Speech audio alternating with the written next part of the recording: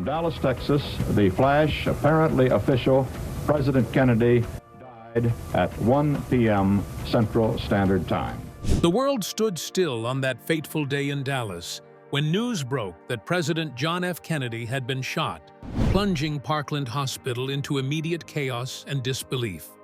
As reports filtered in that the president had been struck in the head while his wife Jackie remained unharmed, a nation gripped by shock and sorrow began its descent into one of the most enduring and haunting mysteries of modern history. More than 6 decades later, the assassination of JFK continues to captivate the public imagination. You know, I was 16 when it happened, and anybody who was alive at the time will never ever forget where they were when they heard. But many questions remained unanswered. That was until now. The JFK assassination mystery has finally been solved. And it's not good. This is one story you can't miss. Let's get started. Rob Reiner's investigative podcast. Growing up in Dallas during the 1960s, Rob Reiner was a high school student when the world was rocked by the assassination of President John F. Kennedy on November 22, 1963. Like millions across the country, the event left an indelible mark on him. The shock, confusion, and sorrow he experienced as a teenager grew into a lifelong obsession to understand what truly happened that day. His podcast, launched decades later, is the culmination of this obsession, an effort to peel back layers of misinformation and official narrative to reveal a more complex and arguably darker reality. Reiner's early memories of the assassination are vivid and filled with a palpable sense of disbelief. As a high school student just miles from Dealey Plaza, the place where the fatal shots were fired, he recalls the sudden hush that fell over his community and the endless stream of news bulletins that gripped the nation in a collective state of shock. This formative experience sparked his initial curiosity and planted the seeds for his future investigative work. Over the years, his questions about the official story only grew louder. He dug deeper into the inconsistencies in the mainstream narrative. And now, he is ready to reveal his findings. Driven by this quest for answers, Reiner has made numerous trips to Dealey Plaza, the infamous site of the assassination, conducting extensive interviews with forensic experts, eyewitnesses, law enforcement officers, and others who played a part in or witnessed the tragic event. His approach is meticulous and respectful, striving to piece together a timeline and narrative supported by first-hand accounts and scientific analysis.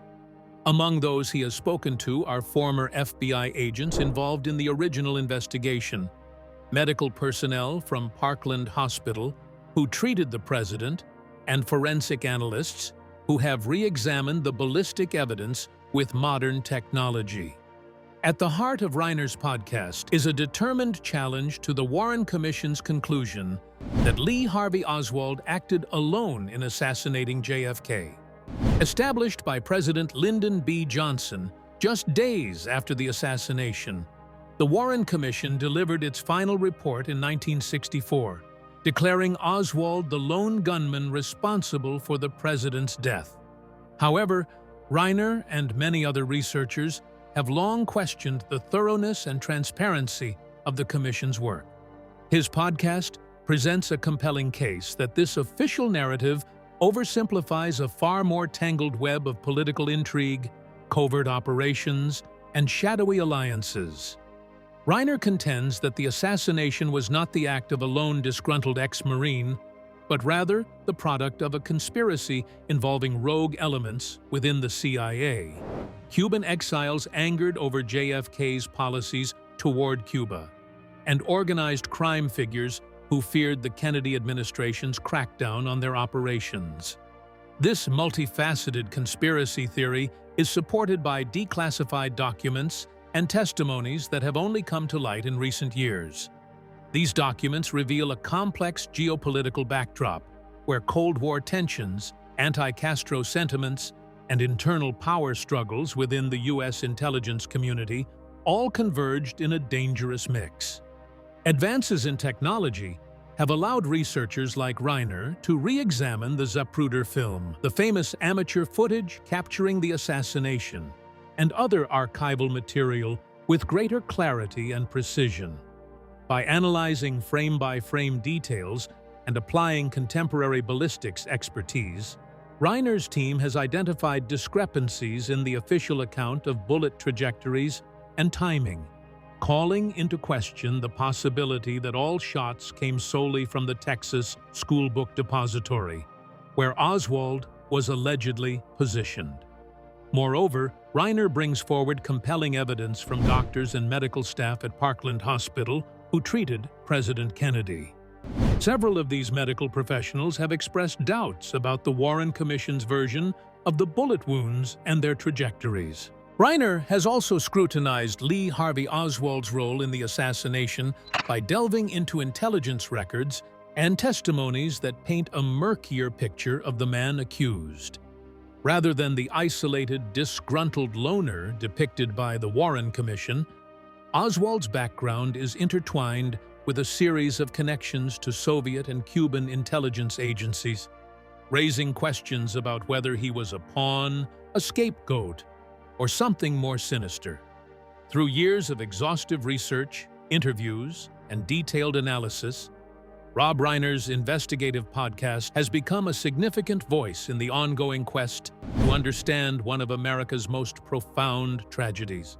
But before we delve into what Reiner suggests, let's take a look at the official narrative. The lone gunman theory. Established by President Lyndon B. Johnson on November 29, 1963, just a week after the JFK assassination, the Warren Commission was tasked with investigating the shocking murder and providing an official account to the public. By September 1964, their report declared that Oswald, a former Marine with a troubled past, fired 3 shots from the 6th floor of the Texas School Book Depository in Dallas, Texas, and that no conspiracy was involved. Central to the lone gunman theory is Oswald's link to the Texas School Book Depository, the building overlooking Dealey Plaza, where President Kennedy was shot on November 22, 1963. Oswald was employed there as a warehouse worker and had been observed carrying a paper bag into the building on the morning of the assassination. This bag was later found to contain a disassembled Mannlicher Carcano rifle. Several witnesses placed Oswald on the 6th floor just before the shots rang out, and others reported seeing a man with a rifle similar to the Mannlicher Carcano in the window from which the shots were fired. The Warren Commission's version of events describes 3 shots fired within a span of approximately 6 seconds. The first shot missed the motorcade entirely, sparking initial confusion and alarm. The second shot, famously dubbed the magic bullet, is said to have struck both President Kennedy and Texas Governor John Connally, who was seated in front of the president. This bullet caused multiple wounds, entering Kennedy's upper back, exiting through his throat, then entering Connally's back, passing through his chest, wrist, and finally lodging in his thigh. The final, third shot struck Kennedy in the head, proving fatal. This bullet's complex trajectory has since become a focal point of skepticism and controversy, with many experts and critics questioning the plausibility of a single bullet causing such extensive and aligned injuries to 2 men seated in different positions within the limousine. Oswald's marksmanship capabilities have also come under intense scrutiny.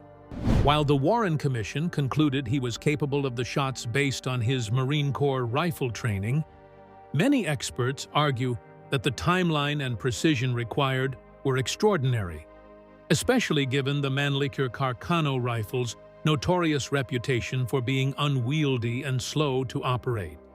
Oswald's military record shows average to below-average shooting scores, casting doubt on the likelihood that he could fire 3 accurate shots within seconds, especially under extreme pressure. Further complicating matters is the lack of a clear and convincing motive for Oswald's act.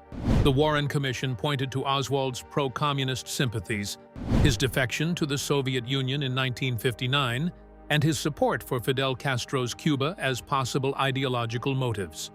However, these factors do not definitively explain why Oswald would assassinate the American president, a move that seemed counterintuitive even for someone with radical beliefs. Oswald himself denied any involvement in the assassination, declaring his innocence in the hours after his arrest and maintaining his denial until his death.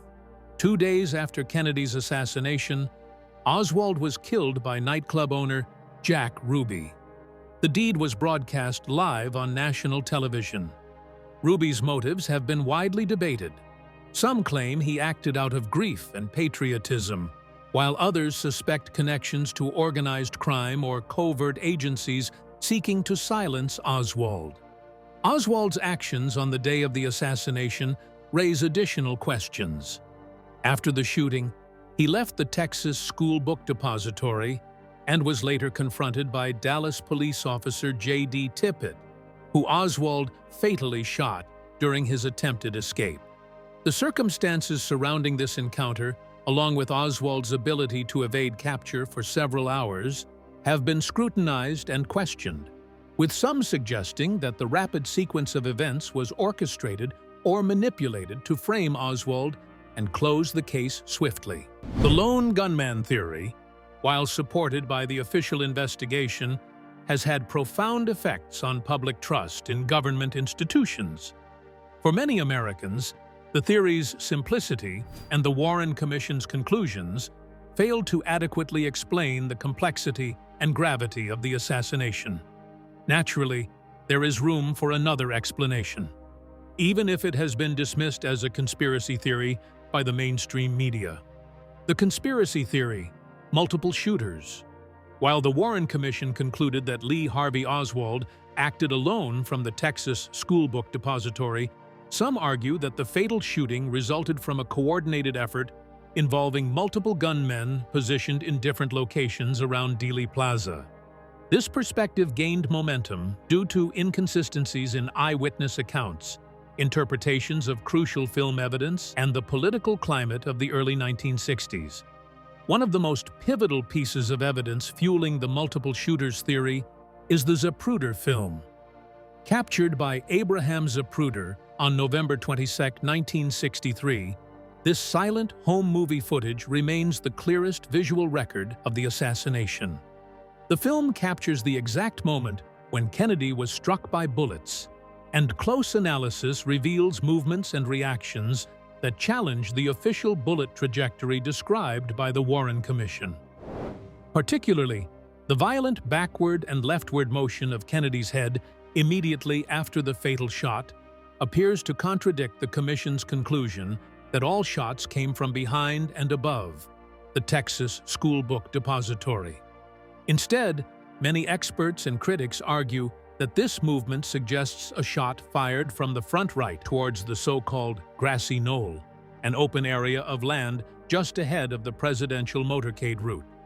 Some speculate that at least one shooter was positioned in this grassy knoll, concealed behind a small wooden fence and other low structures, allowing a clear line of fire toward the limousine. This contradicts the Warren Commission's claim that all shots originated solely from the 6th floor of the Texas School Book Depository.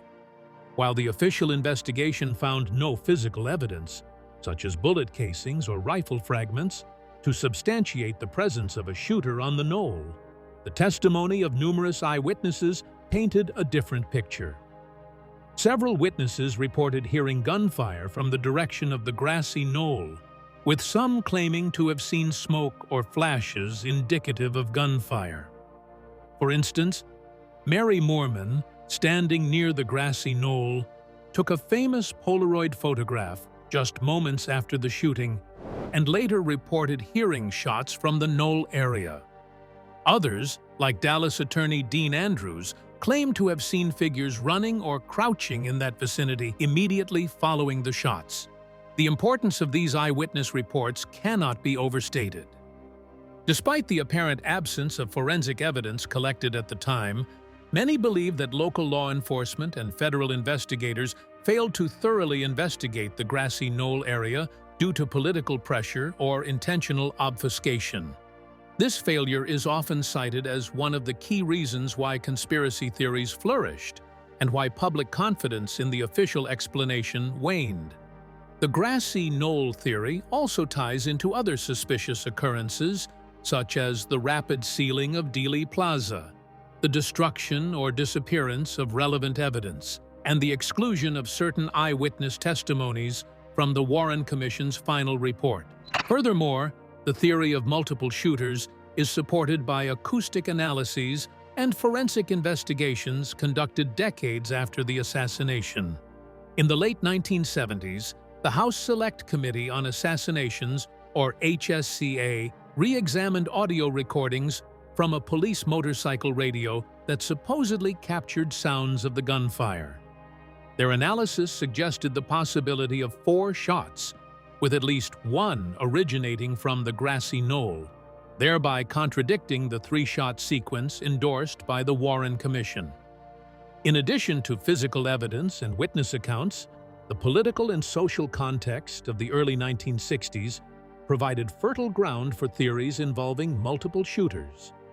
President Kennedy's policies on civil rights, Cold War diplomacy, and organized crime had created powerful enemies, leading some to speculate about a broader conspiracy involving the CIA, the Mafia, anti-Castro Cuban exiles, or elements within the U.S. government. The idea of multiple shooters has permeated popular culture and public consciousness over the decades. It has been the subject of countless books, documentaries, and films, such as Oliver Stone's 1991 movie JFK, which dramatized the theory and introduced it to new audiences worldwide. The persistent fascination with the possibility of a conspiracy involving more than one shooter reflects not only the gaps and contradictions in the official narrative, but also a deeper mistrust of governmental transparency. Despite exhaustive investigations, including those by the Warren Commission and the House Select Committee on Assassinations, definitive proof of multiple shooters remains elusive. Ballistic evidence, eyewitness testimony, and forensic analyses have been interpreted in conflicting ways, and the destruction or withholding of key documents, some only declassified decades later, have further muddied the waters. But why would multiple shooters attack the president? Possible conspirators and motives. By 1963, Kennedy's Cold War policies had grown increasingly contentious within certain CIA circles. His public dissatisfaction with the CIA's handling of the Bay of Pigs invasion in 1961, a failed attempt to overthrow Cuban leader Fidel Castro, had caused significant friction. Many within the CIA felt humiliated and frustrated, believing Kennedy had undermined their efforts. Moreover, Kennedy's evolving stance on Vietnam, where he was moving toward a plan to withdraw U.S. troops, clashed with the agency's more hawkish elements, advocating for escalation. These tensions fueled speculation that rogue CIA operatives might have viewed Kennedy as a liability to their strategic objectives. Author and former intelligence officer Robert Morrow argues in his works that certain CIA factions could have orchestrated or at least facilitated the assassination, seeing it as a necessary removal to preserve Cold War policies they supported.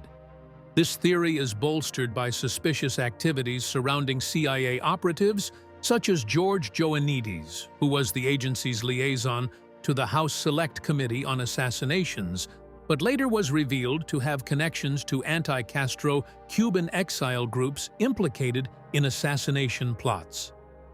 Organized crime, especially the Mafia, is another group often cited as a possible conspirator. The Kennedy administration, particularly through the efforts of Attorney General Robert F. Kennedy, had launched an unprecedented crackdown on organized crime across the United States. Robert Kennedy's aggressive pursuit of figures like Carlos Marcello, the New Orleans crime boss, and Sam Giancana, a Chicago mob leader, created powerful enemies within the mafia. Marcello, in particular, had long-standing resentment toward the Kennedys, with allegations surfacing that he may have sought retribution for perceived government harassment. According to mafia informants and some conspiracy theorists, the mob had the means and motive to eliminate the president, seeing his removal as a way to halt the relentless federal pressure on their operations.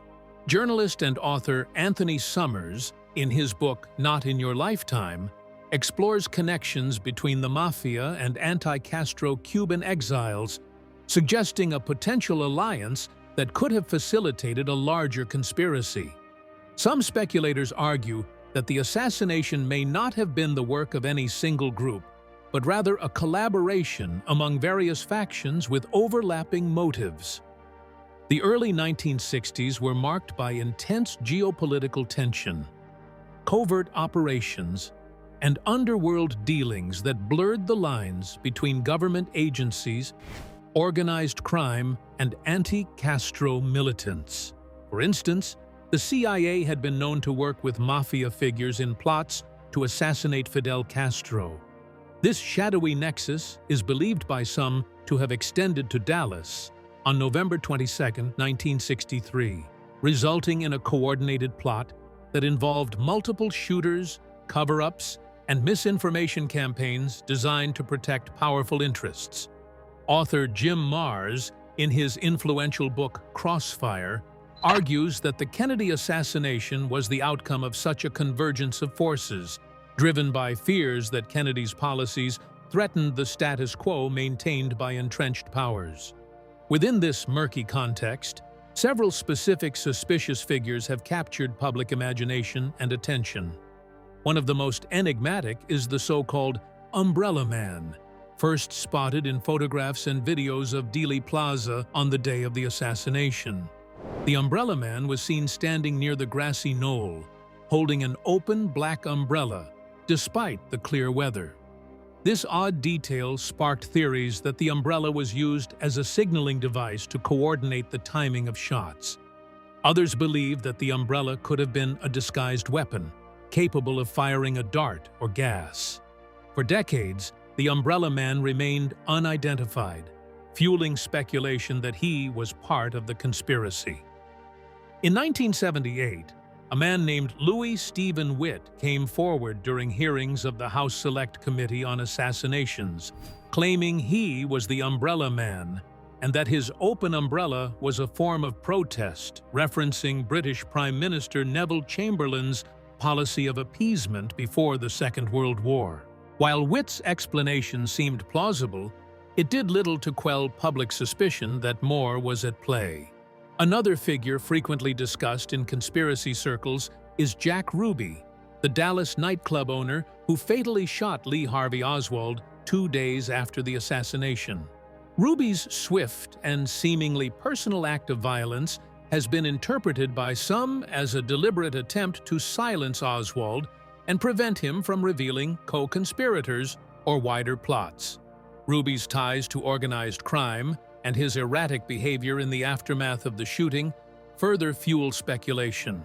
Additionally, various accounts from informants and whistleblowers have hinted at CIA operatives or organized crime figures being present in Dallas on that fateful day, although such claims are often difficult to verify and sometimes contradictory. Some researchers have pointed to suspicious deaths of individuals connected to the assassination, such as the mysterious deaths of witnesses or former intelligence officers who might have possessed knowledge of a larger conspiracy. In terms of motive, the CIA's alleged desire to maintain hardline Cold War policies and keep the United States deeply engaged in Vietnam provided a strong political rationale. The Mafia's motive centered on preserving their criminal enterprises and protecting themselves from aggressive federal prosecution. The overlap between these and other interests, such as anti-Castro Cuban exiles angered by Kennedy's perceived failure to fully back their efforts to overthrow Castro, further complicates the picture. But this is all speculation, mostly. What do we know as a matter of fact? Evidence and challenges. Over the decades, a wealth of forensic evidence, eyewitness testimony, and newly declassified documents has raised critical questions about the conclusions of the Warren Commission. For starters, the Commission concluded that Lee Harvey Oswald acted alone, firing 3 shots from the 6th floor of the Texas School Book Depository, with 1 missed shot, 1 magic bullet that caused multiple wounds, and a final fatal shot to President Kennedy's head. However, as noted earlier, experts and skeptics have long questioned the plausibility of this scenario, especially the trajectory and timing of the so-called magic bullet. Dr. Cyril Wecht, a renowned forensic pathologist, argued that the bullet's path, which supposedly wounded both Kennedy and Texas Governor John Connally, was anatomically improbable. Wecht's analysis pointed out that the bullet would have had to change direction mid-flight. Doing so would have defied basic physics, leading many to suspect the involvement of additional shooters. Further forensic scrutiny has also focused on the autopsy of President Kennedy. The original autopsy was conducted at Bethesda Naval Hospital under controversial circumstances, with some witnesses claiming interference by military personnel and government officials. Autopsy photos and X-rays were allegedly altered or withheld, according to critics such as author Mark Lane and the House Select Committee on Assassinations, or HSCA, in the late 1970s. The HSCA's reinvestigation, which incorporated acoustic evidence and expert testimony, concluded there was a probable conspiracy, citing the possibility of a second shooter. Moreover, as noted earlier, numerous witnesses present at Dealey Plaza reported hearing gunshots from multiple directions, particularly the grassy knoll area, which is directly opposite the Texas School Book Depository. Despite these accounts, the police investigation, constrained by limited resources and procedural shortcomings, failed to adequately pursue leads related to the grassy knoll or other potential firing positions. The limitations of both the initial police investigation and the Warren Commission's report have been widely criticized. The Dallas Police Department's handling of evidence in the immediate aftermath of the shooting has been described as chaotic and flawed. Important physical evidence, including the rifle attributed to Oswald, the Umbrella Man umbrella, and eyewitness statements, were not thoroughly or properly examined. The commission itself, established by President Lyndon B. Johnson just days after the assassination, operated under intense political pressure to provide a swift conclusion. Its 888-page report, released in September 1964, largely relied on the FBI's investigation, which has since been called into question for possible suppression of evidence and investigative bias. Over the years, the gradual declassification of documents related to the assassination has revealed new layers of complexity. Starting in the late 1990s, under the JFK Records Act signed by President Bill Clinton, thousands of previously classified files were released. These documents included CIA and FBI reports, memos, and surveillance files that had been hidden from the public and investigators for decades. Some of these documents hinted at surveillance of Lee Harvey Oswald before the assassination and possible connections between Oswald and intelligence agencies, deepening suspicions of a cover-up. In 2017 and 2018, additional batches of files were released, though some remain withheld for national security reasons, which has only fueled speculation.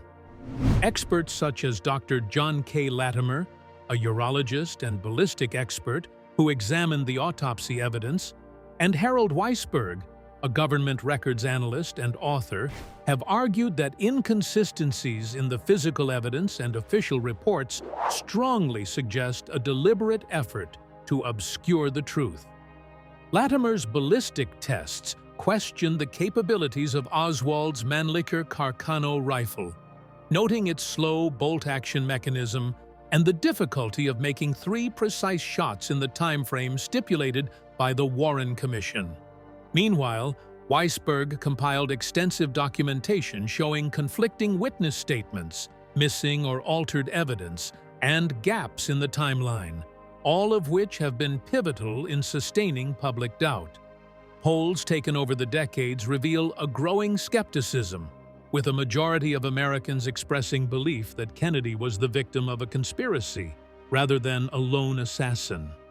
This erosion of trust reflects not only the disputed evidence, but also the government's failure to fully satisfy demands for transparency and accountability.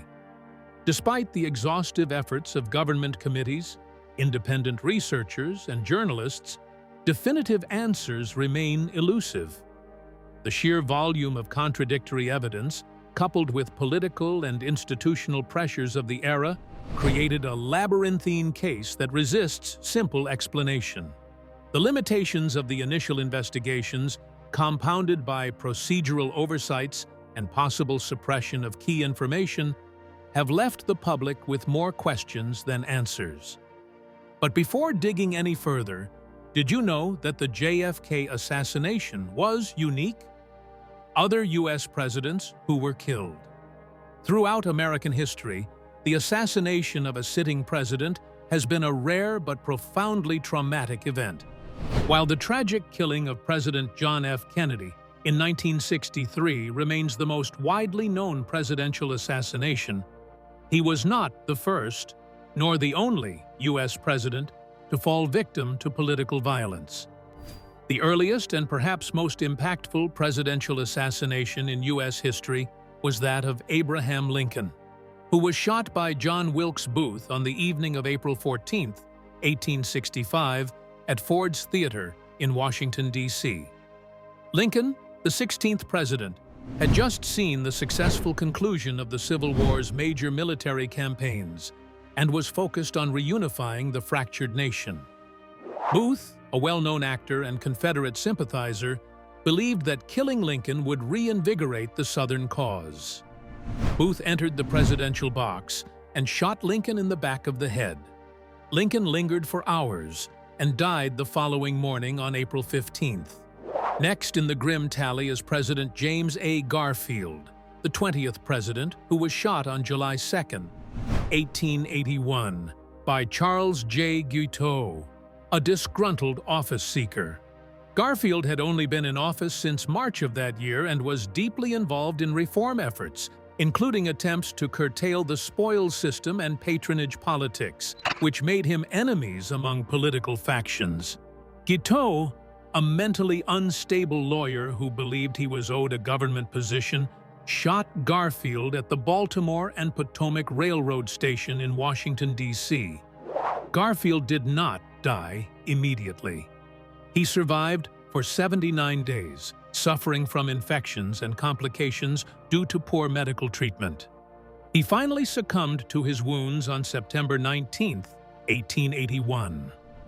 The third presidential assassination was that of William McKinley, the 25th president, who was fatally shot on September 6, 1901, at the Pan American Exposition in Buffalo, New York. The assassin, Leon Czolgosz, was an anarchist who viewed McKinley as a symbol of oppressive government and capitalism. Czolgosz approached the president during a public reception and fired 2 shots, one of which struck McKinley in the abdomen. McKinley initially appeared to recover, but developed gangrene and died on September 14, 1901. Following McKinley, no U.S. president would be assassinated until John F. Kennedy's shocking death in 1963, nearly 62 years later. Before Kennedy's death, the Secret Service's protective measures were less rigorous, and the idea of a president engaging openly with crowds without heavy security was common. The failure to prevent the assassination exposed glaring vulnerabilities in the system. In response, the Secret Service underwent dramatic reforms, including enhanced training, more sophisticated intelligence operations, and closer coordination with other agencies. Protection details were expanded, and the use of armored vehicles, secure motorcades, and controlled public appearances became standard. Today's presidential security apparatus is a direct outgrowth of the lessons painfully learned from Dallas. Speaking of things learnt from Dallas, the JFK mystery finally solved. In 2025, Rob Reiner reignited the debate surrounding John F. Kennedy's assassination with his bold conclusion that the mystery had finally been solved. Reiner argued that a convergence of newly declassified government documents, independent forensic analyses, and credible testimonies pointed unequivocally toward a coordinated conspiracy rather than a lone gunman. He presented his findings in his latest documentary, co-produced with journalist Soledad O'Brien, which synthesized decades of conflicting narratives and scrutinized the most controversial evidence, ranging from the altered autopsy photos to the inconsistencies in the Warren Commission's timeline. Reiner claimed that Oswald may have been involved but was clearly not acting alone, and more importantly, he highlighted the CIA's covert operations during the early 1960s as fertile ground for plausible collusion. These claims gained traction just as the U.S. government released a fresh batch of previously classified JFK assassination files under the John F. Kennedy Assassination Records Collection Act of 1992, which had set 2025 as the final deadline for full disclosure. While the newly released documents stopped short of naming an explicit plot, they revealed damning insights into surveillance on Oswald weeks before the assassination. Hints of interagency conflicts between the CIA and FBI, and memos suggesting the U.S. intelligence community had deeper ties to anti-Castro Cuban operatives than previously acknowledged. Though no smoking gun was produced, the cumulative weight of these revelations, combined with Reiner's film and a shifting public mood, has led many to believe that while the government may never officially name a conspiracy, and while the mystery, as Reiner and many Americans now see it, may not be solved in court, it has been resolved in conscience. Well, that's it for now. Thanks for watching. Did you like this video? If you did, please consider liking, dropping a comment, and hitting the subscribe button so that you don't miss out on our new uploads. Also, don't miss this video you see on your screen right now. It's truly unbelievable.